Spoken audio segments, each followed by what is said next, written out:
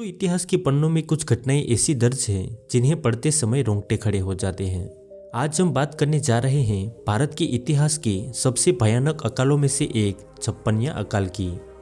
ये कहानी सिर्फ भूख की कहानी नहीं है, ये दर्द, बेबसी और टूटते हुए परिवारों की कहानी है।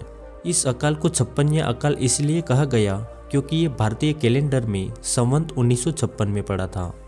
साल 1898 में बारिश बहुत कमज़ोर रही थी, जिसकी वजह से फसल भी ना के बराबर हुई। लेकिन अगले साल बारिश हुई ही नहीं थी। बारिश ना होने से धीरे धीरे नदियाँ सूखने लगी, तालाब खाली हो गए और कुएं मिट्टी से भर गए। उस दौरान खेती भी पूरी तरह बारिश पर निर्भर थी, तो किसानों की फसलें भी खेत में ही जल गई। अब गाँव में एक ही सवाल गूंजने लगा कि अब खाएंगे क्या।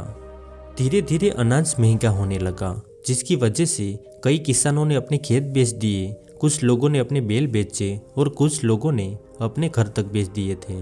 दोस्तों, सबसे दर्दनाक सच्चाई ये थी कि भारत में अनाज था, लेकिन अंग्रेजों ने अनाज के दाम बढ़ा दिए, जिसकी वजह से बड़े बड़े व्यापारी अनाज की जमाखोरी करने लगे।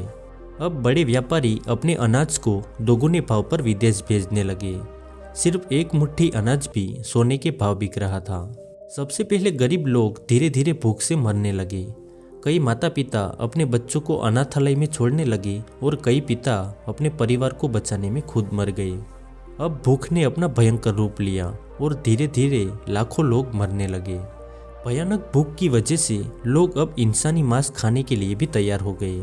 इतिहासकारों के अनुसार लोग स्मशान से लाशें निकाल कर खाने लगे और सबसे भयानक बात, स्त्रियों ने अपने ही बच्चों को खाना शुरू कर दिया। ये सुनने में डरावना है, लेकिन ये उस दौर की हकीकत थी। एक ओर लोग भूख से मर रहे थे, तो दूसरी ओर बीमारियां भी तेजी से फैलने लगी। मलेरिया, प्लेग और चेचक जैसी बीमारी के सामने भूख से कमजोर शरीर नहीं लड़ पा रहा था। इस वजह से धीरे धीरे गांव के गांव खाली होने लगे। दोस्तों, सिर्फ एक साल में पूरे भारत में करीब 70 से 80 लाख लोग मरे थे। इससे आप कल्पना कर सकते हैं कि हर दिन कितने लोग भूख से मरते होंगे। भारत में इस भयानक अकाल से मरे लाखों लोगों की जिम्मेदार अंग्रेज सरकार थी। इस भयानक भूखमरी के बावजूद भी अंग्रेज सरकार ने अपनी टैक्स वसूली जारी रखी और लगातार अनाज रेलवे की मदद से विदेश भेजते रहे। उस वक्त के वाइसरॉय लॉर्ड कर्जन ने कहा था कि इस स्थिति में लोगों को राहत देना खर्चीला है। इस तरह लाखों लोग मरते रहे और सरकार मुनाफे के आंकड़े गिनती रही। इसके बाद कुछ भारतीय समाज सेवकों ने आगे बढ़कर लोगों की मदद की, जिसमें भंडारे लगाए और मुफ्त भोजन वितरण किया। लेकिन ये मदद जरूरत के मुकाबले बहुत कम थी।